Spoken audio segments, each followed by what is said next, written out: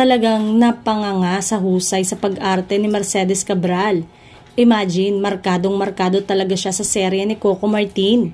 At yes, napawi nga ang kaba ng mga manonood ng FPJ Batang Quiapo nang masaksihan nilang buhay pa ang paborito nilang karakter na si Roda o si Joel Lamangan. Ang intense nga ng mga kaganapan recently sa Batang Quiapo lalo na at tila nasiraan na talaga ng bait si Lena.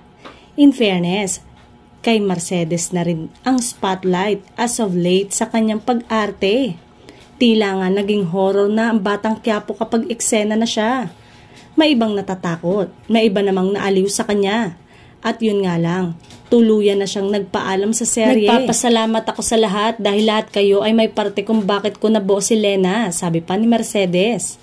Sa Instagram ng Dreamscape nga ay nagpasalamat na sila kay Mercedes. Maraming salamat Mercedes Cabral sa pagiging bahagi ng Batang Quiapo. Paalam Lena, sabi pa nila.